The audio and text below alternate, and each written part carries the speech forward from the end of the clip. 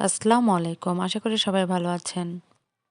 আজকে আপনাদের সাথে শেয়ার করব বাঁধাকপি দিয়ে মচমচে দারুণ একটি নাস্তার রেসিপি। চলেন তাহলে চলে যাওয়া যাক আজকের রেসিপিতে।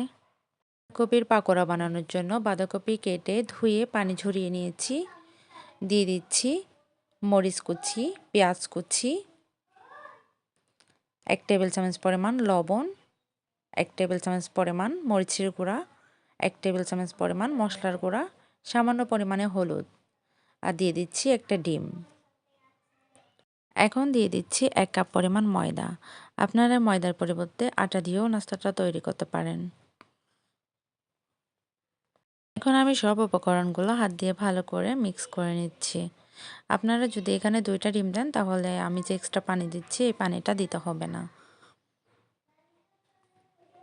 এখন আমি একটু একটু করে পানি দিয়ে একটা ব্যাটার তৈরি করে নিয়েছি।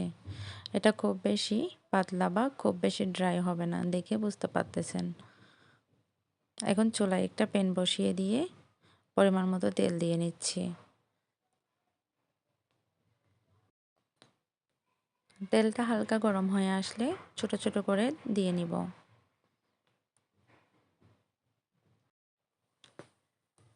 এই তো এভাবে আমি সবগুলো দিয়ে দিচ্ছি।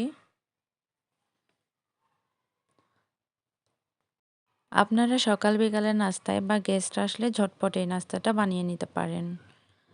মাত্র 10 মিনিটেই আপনারা এই নাস্তাটা তৈরি করে নিতে পারবেন। এক পাশ হয়ে গেলে উল্টে দিব। এভাবে উল্টে পাল্টে ভালো করে ভেজে নিতে হবে। এই তো ভাজা হয়ে গেছে, এখন উঠিয়ে নিচ্ছি। যারা এখন এই নাস্তাটা ট্রাই করে নাই তারা অবশ্যই নাস্তাটা ট্রাই করবেন। এটা খেতে দারুণ লাগে। এই নাস্তাটা একবার বানিয়ে খাওয়ালে সবাই আপনার ফ্যান হয়ে যাবে। অনেক বেশি টেস্ট হয়, মুচমুচে মজাদার একটি নাস্তার রেসিপি। সবগুলো উঠিয়ে আমি টিস্যু পেপারের উপর রেখেছি, এক্সট্রা তেলটা যেন টেনে নেই। দেখেন কতটা মুচমুচে হয়েছে। একটা ভেঙে আমি শেয়ার করছি।